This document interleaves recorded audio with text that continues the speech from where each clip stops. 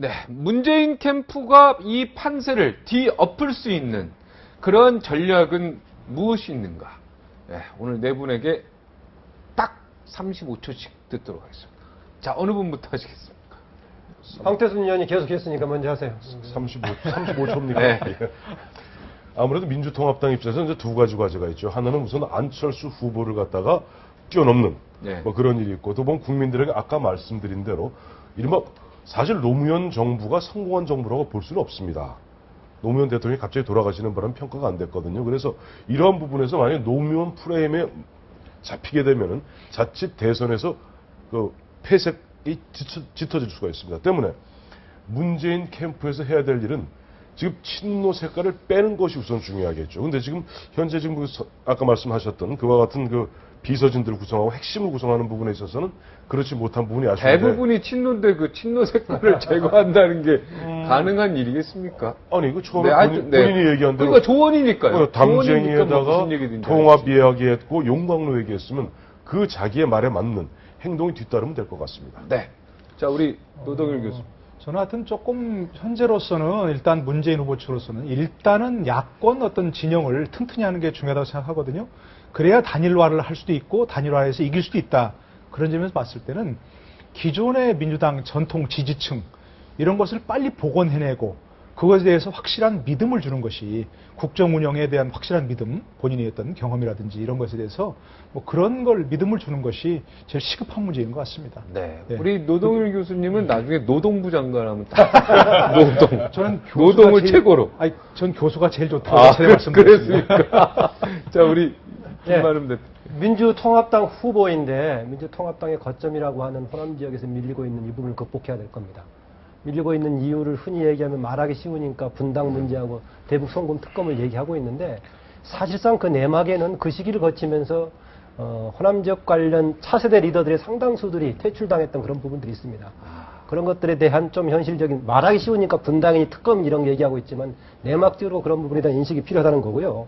노무현 정부 시기와 관련해서 정치적 리더십에 관한 성찰이 필요하다는 겁니다. 흔히 얘기하면 노무현 정부 시기에 대한 반성으로 신자유주의 문제와 빈부격차를 얘기하고 있는데 그것 때문에 여론이 떨어진 건 아니지 않습니까? 그건 상당히 구조적이고 긴 문제이기 때문에 리더십에 상당히 실망 때문에 나왔던 것인데 이 부분에 대한 성찰이 필요하다. 마지막으로 추가 말씀드리자면은 일자리 창출과 시대교체라는 시대적인 화두는 문재인 후보가 아주 잘 잡고 있다. 네. 문제는 일자리 창출하면 문재인 후보가 바로 연상되게끔 만들어야 되고 문재인 후보가 시대교체의 주체로 인식되게끔 만들어야 되는데 아직은 그 부분이 좀 부족하다. 그래서 본인이 내걸고 있는 명분하고 본인하고 이미지를 매치시킬 수 있도록 하는 앞으로의 과정과 노력이 필요하다.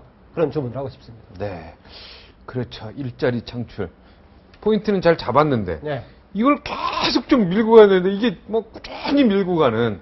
일자리 창출하면 문재인이다. 예. 하게끔 쉽게 연상되게 그냥 거기까지 완전히 딱 쉽게 연상되기까지 해줘야 되는데 거기까지 밀고 나가는 추진력이 조금 발사체가 약한 것 같아요. 추진력보다는 아직까지는 매치가 좀 덜 되고 있다. 네. 이렇게 말씀드리겠습니다. 네, 그 노무현 프레임 얘기가 계속 나오고 있는데요.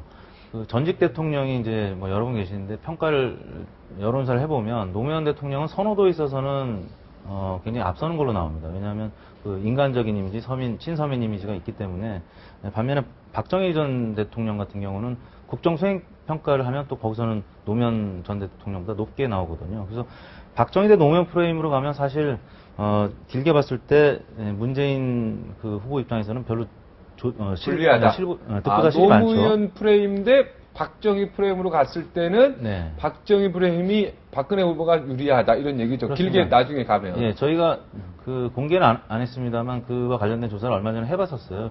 그 조사를 했습니까? 네, 박정희 전 대통령과 노무현 전 대통령이 다시 대선에서 붙는다면 누구에게 투표하시겠습니까? 그때 문재인 후보가 박근혜 후보를 이미 이기고 있었을 때도 임에도 불구하고 이제 박정희 전 대통령이 노무현 전 대통령 앞서는 것으로 대략 5%포인트 앞서는 것으로 나왔습니다. 그래서 그 프레임으로 가면 문재인 후보한테는 굉장히 불리한 거라는 거죠. 아주 중요한 얘기를 지금 하셨네요. 네. 네, 마침 새누리당에서는 지금 뭐 한광옥 전 의원이라든지 김경재 전 의원 영입설이 나오고 있단 말이에요. 네. 그런 과정에서 문재인 후보 캠프에서는 그 윤여준 전 의원을 영입한 이후로는 사실 윤여준 전 의원의 얘기, 그 윤 위원장의 얘기를 많이 지금 들을 수가 없고 전면에는 지금 친노 비서관 전 행정관들이 지금 포진하고 있기 때문에 지금 안철수 원장이 호남 껴안기를 하면서 지지율을 뭐 올린 것도 있지만 지난주에 갔다 온 이후로는 문재인 후보가 호남과 거리두기를 하는 듯한 지금 모습을 보이고 있어서 좀 빠지고 있다고 볼 네. 수가 있거든요. 그래서 결국엔 지지율의 문제 같습니다. 지지율이 만약에 빠지게 된다면 결국 뭐 새누리당 박근혜 후보가 지금 인적 쇄신 얘기하는 것처럼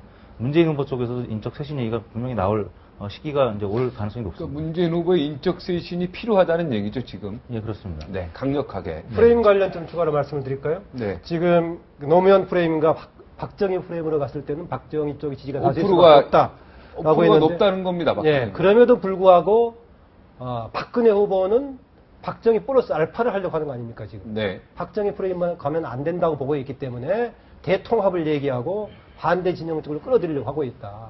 이게 본인이 선거에 당락하고 상관없이 순수한 정치적인 목적이고 명분이라고 해석할 수도 있지만은 당장 선거를 앞두고는 박정희 프레임만 가지고는 이길 수 없다. 달리 얘기하면은 현재 야권 지지로 나타나고 있는 요구는 친노를 넘어서는 노면을 넘어서는 뭔가 광범하게 더 퍼져 있는데 네. 문재인 후보가 이것을 수용을 하는 그런 역량을 발휘해야지 스스로 네. 친노의 범주로 갇혀버리면 네. 박근혜 후보가 편하게 이길 수 있게 만들어버리는 네. 거죠. 이제 박근혜 캠프 얘기로 돌아가겠습니다. 자, 일단 오획산부터 한번 먼저 시작할까요? 지금 한강호 김경재 의원 얘기 나왔지 않습니까? 이분들이 박근혜 캠프 쪽에서 일단은 콜을 했는데요. 상고초를 했습니다. 네. 자, 이 두 분 중에 하나라도 이분이 한강호, 김경재 이 전 의원 이분들이 박근혜 캠프로 간다. O. 아, 절대 안 간다. X. 자, 하나, 둘, 셋. 두 사람 다요? 아니, 둘 중에 하나라도 한 사람이라도 한 사람이라도. 네, 한 분이라도. 예. 아, 쉽네요 문제가. 아, 자, 그럼 두 사람 다 간다. 하나, 둘, 셋. 아, 한 분만 간다. 그러니까 한 분만 간다는 적어도 한 분은 간다는 건 다 동그라미네요. 예, 하나는 저는 그냥 찍어서 영어 한 겁니다. 하나는. 아, 이거 한 사람은 찍었으면- 확실하게 한 거고요. 한 사람은 그럼 그 얘기하죠. 그러니까 누굴 아까- 찍었고 누가 저기 저는 간단하게. 김경재 전 의원을 가는 걸로 좀 반드시 간다. 예, 반드시 가는 걸로 지금 봤습니다. 네, 저 한강 의원은 안 간다. 갈지 안 갈지 모른다. 아니, 네. 저 아까 그 문재인 후보가 정통 민주당을 정통 야당 세력을 복원해야 한다고 할 때 바로 그런 부분을 얘기했었거든요. 지금 한광옥 전 대표가 민주당 전 대표도 상당히 마음속에 이제 섭섭한 감정이 있어요. 그래서 지난번에 동전 탈락하고 정통 민주당인가를 만들어서 출마했지 않습니까? 그렇죠. 그런 거 봤을 때 호남 지역에서 왜 문재인 후보를 전폭적으로 지지하지 않냐와 밀접하게 연관된 부분이 있는 거예요. 그런 부분들이. 민주당은 아무래도 어떤 역으로도 역시 호남을 무시하고서는 호남을 배제하고서는 지지세를 얻을 수 없는데 그런 부분에 있어서 조금 문재인 후보가 소홀한 것 같다는 얘기죠. 호남 지역에서 사과는 했지만 실제적으로 그걸 보여주는 그 어떤 행동이 말이죠. 행동이 정말 호남 세력이라도 물론 부정부패, 과거의 어떤 뭐 이런 것에 연관된 사람을 그것까지 껴안아 얘기할 수는 없지만 실제로 눈에 보이는 것으로 가시적인 얘기를 할 때는 어떤 정통 민주당 세력이라든지 이런 부분도 끌어안아야 되는 거죠. 그런 면에서 봤을 때는 김경재, 한광옥 전 의원 같은 경우가 박근혜 후보 측에서 끌어들이고 놔둔다는 것은 이건 큰 문제다. 문제의 실책이라는 거죠. 그런 면 네. 봤을 때는. 두 분 다 가실 네. 것 같습니까? 아닙니다. 아니요. 저도 저 김만음 김경재 후보는 가고 김경재 의원은 전 의원은 가시고. 갈 공산이 크고요.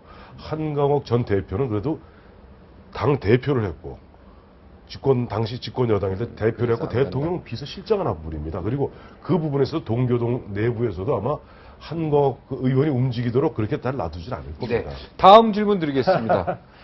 우리 뭐 이 대표님은 이 부분 제가 뭐 첨언을 하자면 네. 김경재 전 의원은 제가 다른 방송에서 대표 방송 지난 총선 개표 방송을 했었는데 끝나고 식사를 하면서 말씀을 나누는 걸 제가 들어보니까 굉장히 보수 성향이고 지금 민주당하고는 거리가 꽤 돼요? 되는 걸로 그분은 제가 가실 것 같다. 받아들였어요. 그리고 한광옥 전 대표 같은 경우는 지금 뉴스를 보니까 민주당에서도 꽤 공을 들이고 있는 지금 상황이라서 지금 섣불리 얘기할 수는 없을 것 같습니다. 예, 알겠습니다. 자, 지금요. 저기 아까 문재인 후보의 친노 색깔을 싹 빼야 된다고 했는데 예. 박근혜 캠프도요. 친박 색깔을 다 빼야 된다고 오늘 유승민 의원이 아주 강력하게 얘기를 했고 처음에 이 불을 지핀 거는 남경필 의원. 남경필 최고. 참 용기 있어요, 이분. 근데 남경필 저는 하여튼 의원 이분 참 발언하고 멋지게 내용이 좀 봤습니다. 다르던데요? 남경필 의원은 남경필 의원은 친박이 친박계 측근들 이선후퇴. 했고 유승민 의원은 친박으로 특정하지 않고 박근혜 빼고 다 네, 바꿔야 지도부와 된다. 선대위를 다 바꾸라 이런 식 얘기를 왜냐면 조금 해서 지도위 선대위 쪽에 친박이 아무래도 많으니까요. 그렇게 그걸 해석할 수도 의지해서 있겠- 예, 얘기했겠죠. 자, 이선후퇴로 다 된다. 아니, 이거 또 절대 들기- 이선, 예, 오해 들기- 집다 하나에 좀. 친박 이선 후퇴론 가능하다. 아니다. 절대 박근혜 캠프에서 그런 일 안 일어난다. 그 X, 그거는. 자, 이해하셨죠? 네. 친박 캠프 이선 후퇴 가능하다. 하나, 둘, 셋. 자, 한 말씀 해주십시오. 노동일 예. 교수님. 아니, 가능하다. 지금, 예, 일단 그렇게 새누리당 내부에서 얘기가 나왔다는 것 자체가 저는 상당한 의미를 가진다고 생각하고요. 그리고 또 아마도 이대로 가면 정말 질 수도 있다. 그런 위기감이 느껴지면 충분히 가능하다고 생각합니다. 가능하다는 얘기니까요. 네. 저는 그 이선 한마디 후퇴 나오게 된 있습니다. 가장 결정적인 게 밖에서 추진하고 있는 새로운 인물들의 영입, 선대위원장급 영입, 이것이 가시화되지 않는 가운데 지지도가 떨어지니까 내부에서 나왔던 얘기 같아요. 이게 내부에서 인물들이 조금 친박 중심으로 돼 있더라도 외부에서 수혈된 인물이 조금 비중이 크게 그것을 좀 희석시킬 수 있는 부분이 있다면 가능할 것인데, 그래서 차기에 대충 이 부분은 외부 인물 영입하는 과정을 거치면서 대강 정리되지 않을까 저는 그렇게 봅니다. 네. 요즘 유행이죠. 저 김만원 박사님 말씀에 가름합니다. 이하동물. 이와 동물입니까? 예. 저는 이제 가능하다고 보는 이유가 일단 지금 새누리당 박근혜 후보는 절박한 상황입니다. 지지율이 기자회견 했음에도 불구하고 많이 오르지 못했고요. 추석 민심이 굉장히 중요하다고 하는데 여전히 오차범위 안팎으로 지금 뒤지고 있죠. 그래서 뭔가 바꿔야 되는 건 분명하고요. 지난 총선 때를 돌이켜보면 당시에 새누리당이 총선에서 이길 수 있었던 이유는 민주당에 비해서 이 현역을 많이 교체를 했습니다. 그래서 교체 지수 뭐 25% 얘기가 있었고 실제 많은 분들이 물갈이가 됐어요. 근데 지금 현재 새누리당 입장에서는 별로 유권자들이 볼 때 물갈이된 부분도 없고 뭔가 바꾸지 않으면 현 판세는 좀 흔들려야 되는데 흔들릴 가능성이 없기 때문에 제가 볼 때는 상당수의 인물이 좀 교체되어야만 대선에 승리할 수 있다는 공감대가 있기 때문에 그럴 가능성이 높다고 봅니다. 이택수 대표님 말씀에 조금 첨언해서 말씀드리자면 네. 그럼에도 불구하고 박근혜 후보의 기본적 용인술의 그 행태를 보면은 굉장히 보면 아까 이제 말씀하셨던 그 총선 경우는 친박 중심으로 이른바 친이를 쳤을 때 이야기입니다. 지금은 지금 여태까지 자기를 옹이해왔고 지난 5년, 10년 동안 옹이해왔던 사람들이 지금 뭐 흔히 이런 얘기하죠. 한 20명 남짓 열심히 뛰고 있고 한 130명 수수방관하고 있다. 이야기하고 있어요. 의원들. 나머지 의원들 지금 뭐 바꿔라 하는데 과연 그 사람들을 갖다가 빼고 박 후보 입장에서 네.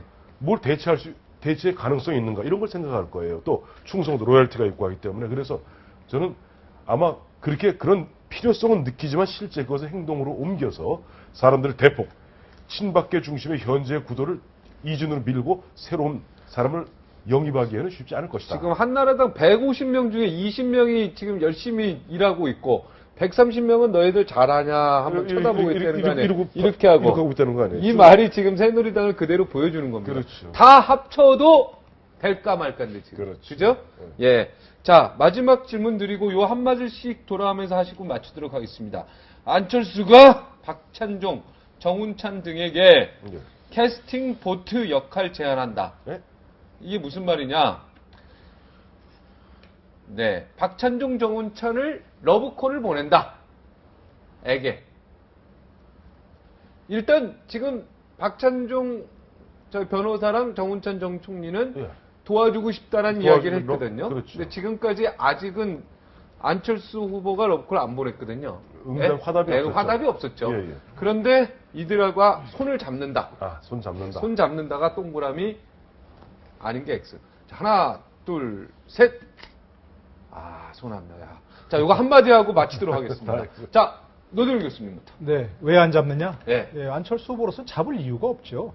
예를 들어서 이분들이 무슨 안철수 후보의 이미지에 도움이 된다든가, 대통령으로 끝까지 출마했는데 득표력에 도움이 된다든가, 앞으로 대통령이 안 되더라도 앞으로 정치하는데 큰 도움이 된다든가 하면 모르겠지만, 그 어느 것도 도움이 안 되거든요.